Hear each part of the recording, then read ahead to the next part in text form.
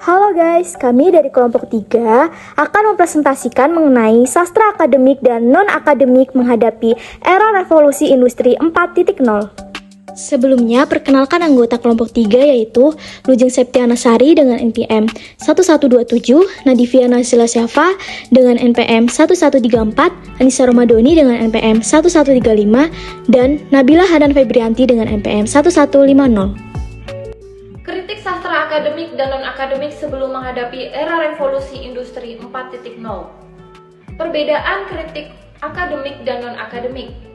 Kritik sastra akademik merupakan kritik sastra yang ditunjukkan untuk universitas berupa kritik, skripsi, tesis, dan disertasi.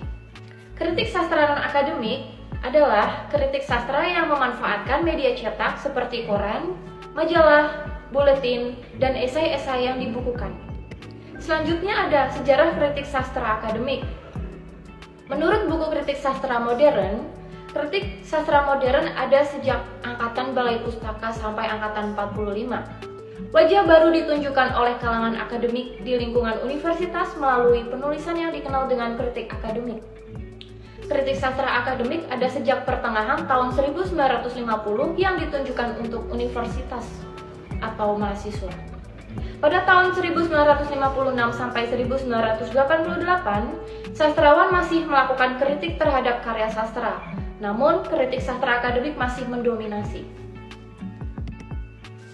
Sejarah kritik sastra akademik muncul pada awal tahun 1960 yang dipelopori oleh M.S. Hutagalung, J. U. Nasution, M. Saleh Saad, dan yang terakhir Bun Sri Umajati. Respon lingkungan akademik terhadap arus teori sastra dan kritik sastra barat yang masuk ke Indonesia yaitu dengan diadakannya seminar sastra di Universitas Bung Hatta. Selanjutnya ada polemik kritik sastra akademik. Terdapat klaim terhadap kritik akademik sebagai wujud kesewenang-wenangan akademisi. Hal tersebut menjadi perdebatan di kalangan sastrawan. Klaim ini menyatakan bahwa karya sastra sebagai jasad yang tak berjiwa. Kritikus melakukan anatom atas jasad tersebut dengan memenggal bagian-bagian karya sastra. Dan akibatnya, tugas akademisi karya sastra dianggap hanya melakukan pencapikan terhadap karya sastra. Klaim tersebut akan lebih tepat jika merujuk tentang bagaimana akademisi membuat kritik sastra dengan fokus pada satu kajian tertentu, sehingga kajian-kajian yang lain dapat dikaji oleh akademisi lainnya. Akademisi membedah karya sastra secara parsial dan meneliti bagian-bagian tertentu saja. Pernyataan tersebut terwujud dalam sebuah penelitian yang dilakukan oleh Tirto Suwondo dengan makalah yang berjudul Kritik Sastra Indonesia dalam Jurnal Humaniora tahun 2000 sampai 2008. Meskipun demikian, hal tersebut bertujuan untuk membentuk orientasi tersendiri terhadap penelitian karya sastra.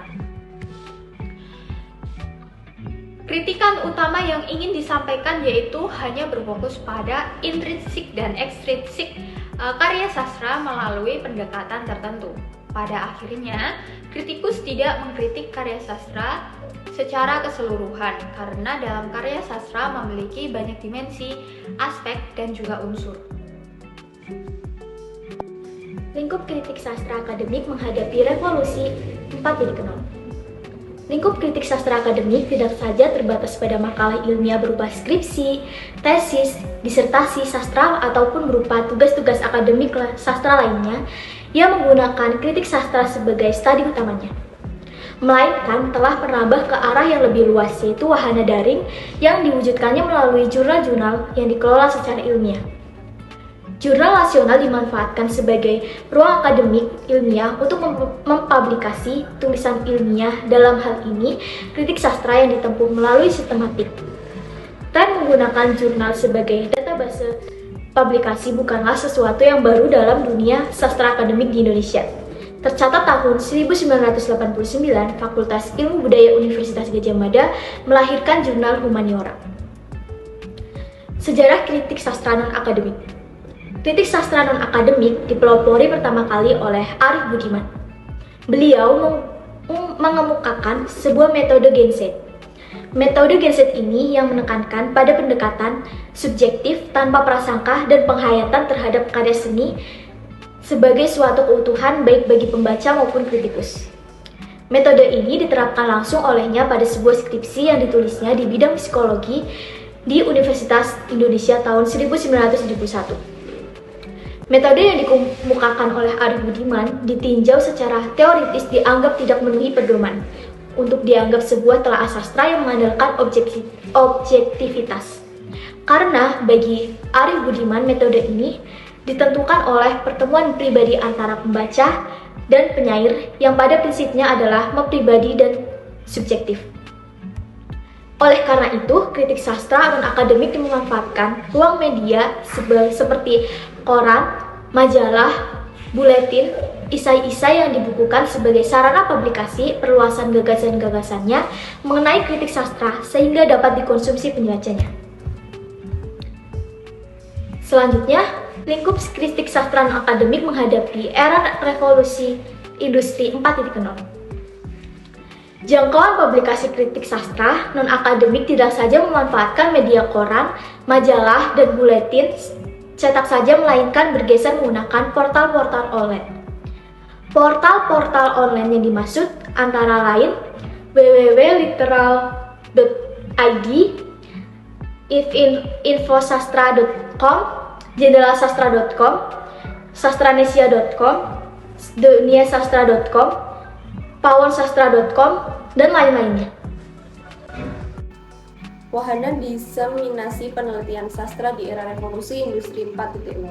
Revolusi industri 4.0 terhadap perkembangan dan kedudukan penelitian sastra, yaitu terletak pada diseminasi penelitian akademik ataupun non-akademik yang memanfaatkan Internet of Things atau LOT.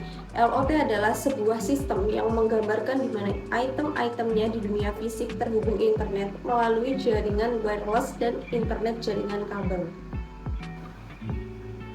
Wahana diseminasi penelitian sastra di era revolusi industri 4.0.